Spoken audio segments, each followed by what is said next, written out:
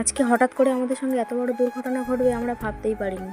So hello friends, সবাই কেমন আছো? আশা করি ভালো আছো। আমি প্রিয়া নিয়ে চলে এলাম তোমাদের সঙ্গে আজকে একটা মিনি ব্লগ।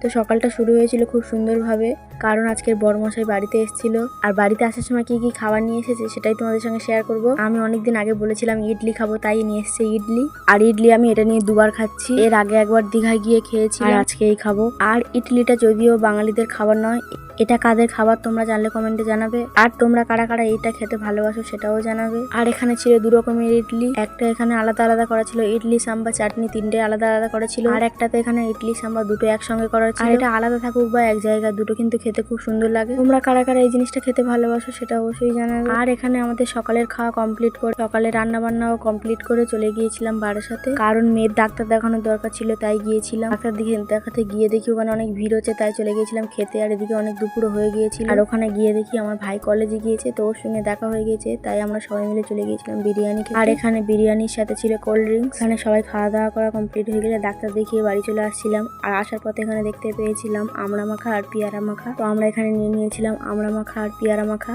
তো পেয়ারা মাখাটা খেয়েছিলাম, অত ভালো লাগেনি, আর এখানে খাচ্ছিলাম আমড়া মাখা। আর তারপর চলে এসেছিলাম বাড়িতে। আর বাড়িতে আসার পর ঘটে গেল সেই বড় বিপদটা, আর সেটা তোমরা ভিডিও দেখতে দেখতে বুঝতেও পারবে। আর তারপরে আমার মেয়ের একটা পার্সেল এসছে, তো সেই পার্সেলটাও কত খুশি মনে খুলছে সেটা তোমাদেরকে দেখাই। আর একটু খেয়াল করলে ঠিক বুঝতে পারবে কি বিপদ হয়েছে।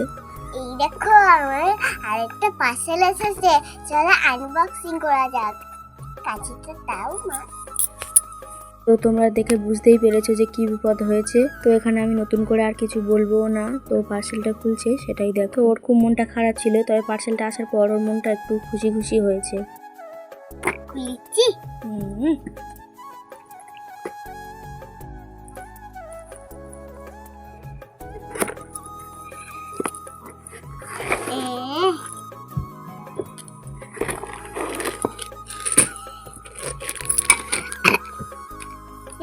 এইটা দিয়েছে, এটা খুল।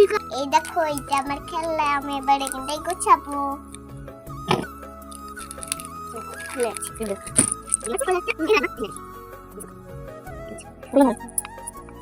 তো এই ছিল ওর খেলনা। আর খেলনাটা তোমাদের কেমন লাগলো সেটাও জানাবে। আর এটা বড়রাও নিয়ে খেলতে পারবে, এটা অনেকটা ওই লুডো খেলার মতো। যদি এটা কড়িটা চালার পর যে কালারটা তোমার পড়বে সেই কালারটা নিতে পারো, তো তাহলে তুমি জিতে গেছো। নাহলে আন্দাজ করে তুলতে হবে, নাহলে তুমি হেরে গেছো।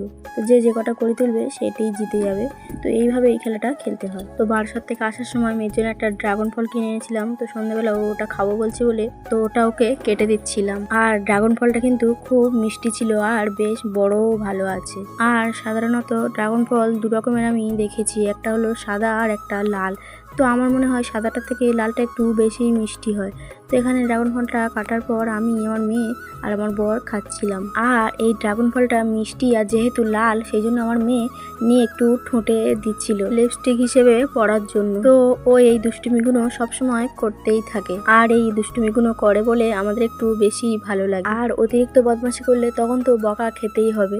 আর ভিডিওটা এই অবধি তোমাদের কেমন লাগলো অবশ্যই জানাবে। তো সবাইকে টাটা, দেখা হচ্ছে পরের ভিডিওতে। ততক্ষণ সবাই সুস্থ থেকো।